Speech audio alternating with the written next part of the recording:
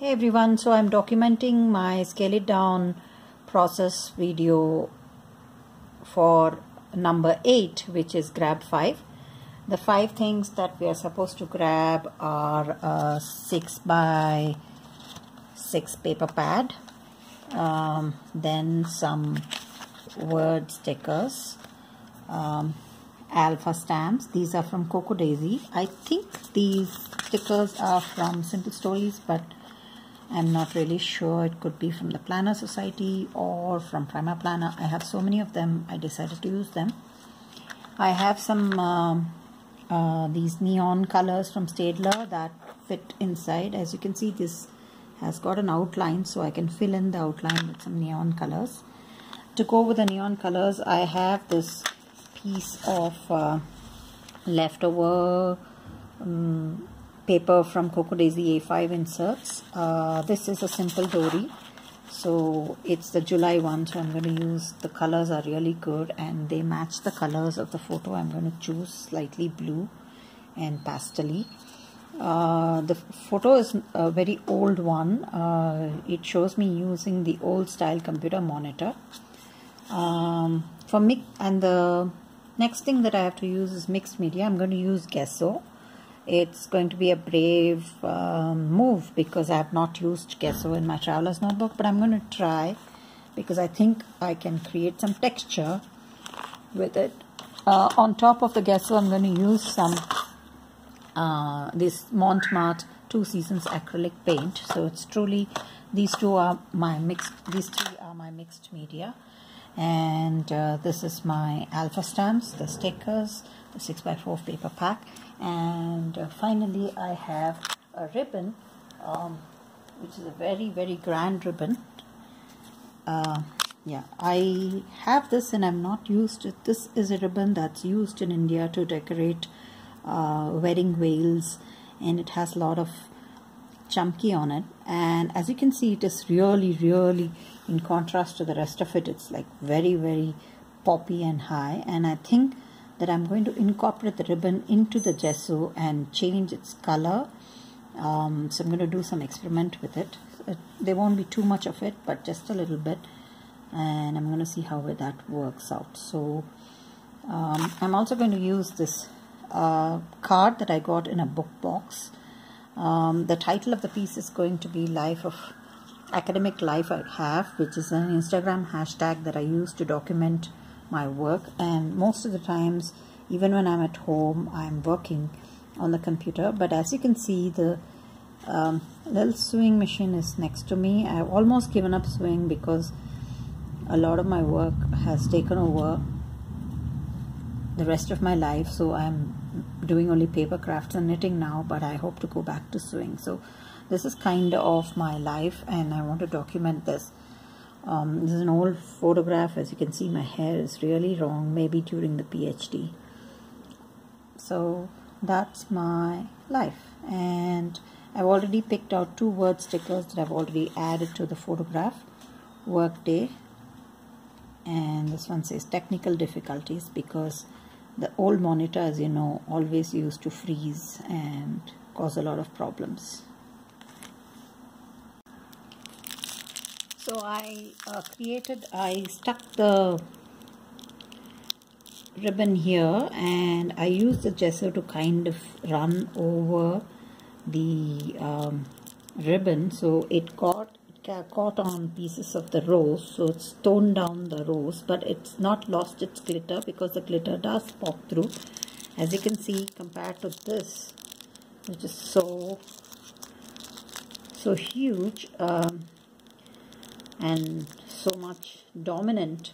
This has become muted, and it's kind of representing the sewing machine part of my life, which is the thing. And as you can see, the texture of the ribbon is showing through with, I don't know if you can see, but in cute lines, which is very nice. I like the texture, and the white will dry out.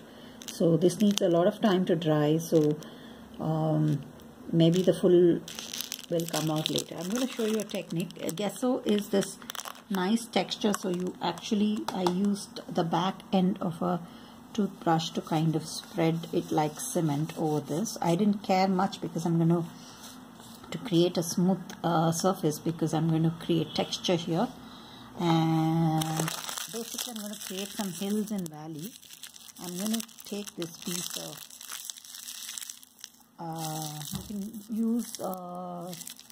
you can also use bubble wrap, but I'm going to use this piece of crushed plastic cover. It's slightly sharp plastic cover. It's not that smooth one. It's slightly very crinkly plastic cover, and then I'm going to stipple this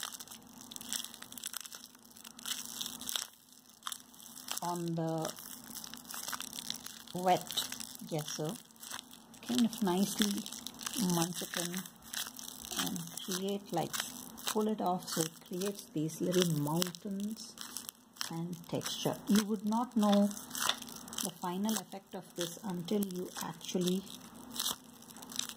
put paint on it after it has dried. I have the fan running, and so this must take a while to dry. I picked this page because, one, it is very white, and second, the ink from the previous spread on this side has leaked over to this. So once I cover this with this, as you can see, this is sort of bluish and it's got splatter. So I'm going to try and recreate that on this side using the mixed media to give a kind of a equal canvas. And I'm going to create, if you notice, this is sort of the same kind of splatter effect is there, but only in pink, and it's got these little shell type of things here. And so I think if you notice, the colors are more or less the same. So that's what is going to come out there. And I'm going to have some stamping here. I don't know if I'm going to do it directly on the gesso or use a piece of use this, like this card here, to type my stamp and then stick it on, because the texture will not create an even stamping may not come out nicely. So I may use a stamp on a sticker, or I may stamp it on this bottom where there's some white left. So here's some white, and I can neatly stamp it and look pretty. So right now it's waiting time. So meanwhile, I also cut a backing. So paper pads can be used as backing for your photographs. Don't be afraid to chop down your photographs to the size that you need, because memory keeping is about preserving that part of your life which is important to you, not the unimportant. So you can chop down your photographs. This is the old photograph, it's not the digital one. It's been taken with a real camera and developed. So there. So if you notice, the colors are going to be, I'm going to cover up the orangey color with the pink.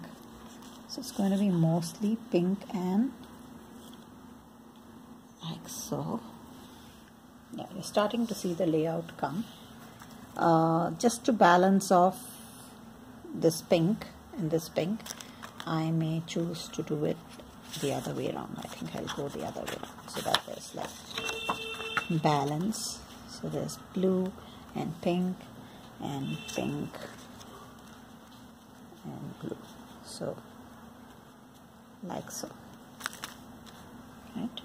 So I'll work it out. So it will come out finally. So it needs to be balanced on the blue, by blue on this side and pink on this side.